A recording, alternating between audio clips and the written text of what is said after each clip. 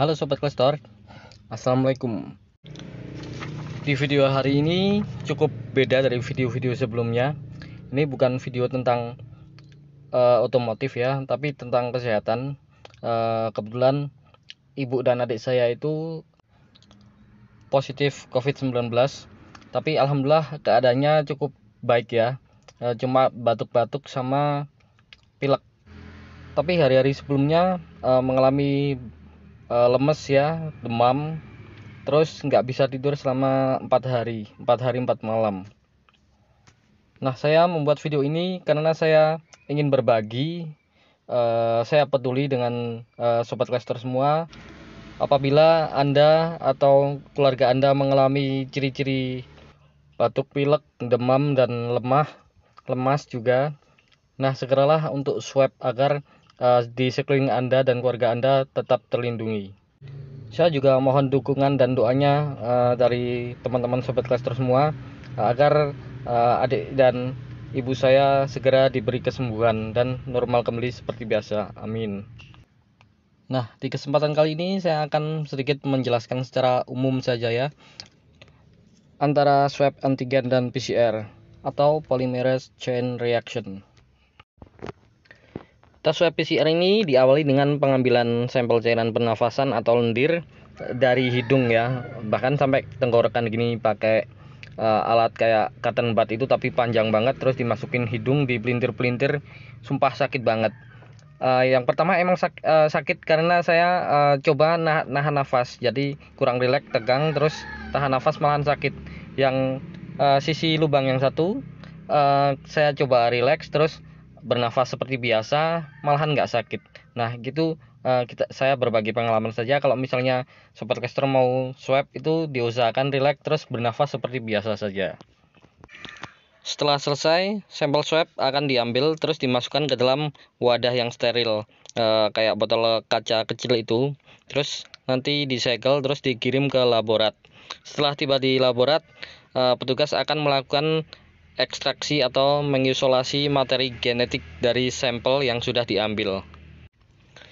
Setelah diberi bahan kimia yang disebut reagent primer dan probe, sampel lalu dimasukkan ke dalam PCR atau diproses termal, yaitu dipanaskan dan didinginkan secara terkontrol untuk mengubah RNA menjadi DNA.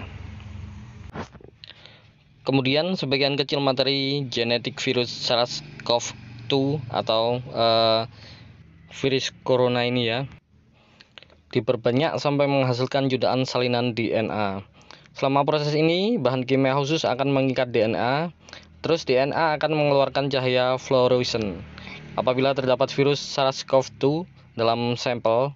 Kemudian cahaya fluorescent ini merupakan sinyal yang dideteksi mesin PCR untuk menafsirkan hasil tes positif COVID-19. Untuk tingkat akurasinya, PCR memiliki tingkat akurasi yang tinggi. Tes ini merupakan standar tes terbanyak yang direkomendasikan WHO saat ini. Terus yang selanjutnya adalah swab antigen. Tes diagnostik ini dapat mendeteksi protein spesifik dari virus corona SARS-CoV-2 penyebab COVID-19. Antigen adalah zat yang dapat merangsang imun. Zat ini bisa berupa protein, polisakarida, dan lain-lain. Virus penyebab COVID-19 memiliki beberapa antigen yang sudah dikenali, seperti nukleokapsid, fosfoprotein, dan spike glycoprotein. Tes swab antigen dapat melihat keberadaan antigen di dalam tubuh, sehingga bisa diketahui apakah seseorang terinfeksi virus corona atau tidak. Untuk metodenya sendiri sama ya seperti PCR, hidung kita dimasukin alat seperti cotton bud panjang itu. Selanjutnya, sampel tersebut ditempatkan di larutan khusus untuk melihat ada dan tidaknya antigen virus corona. Hasil cukup cepat, sekitar 15-30 menit. Tingkat akurasi juga cukup tinggi, tapi kadang-kadang masih ada hasil negatif palsu atau jika kadar virus corona dalam tubuh rendah, tidak akan terbaca atau terbaca negatif. Jadi kalau misalnya mau swab antigen itu seharusnya pas gejala awal-awal, jadi keberadaan virusnya masih tinggi. swab antigen bisa diragukan atau dinilai negatif palsu.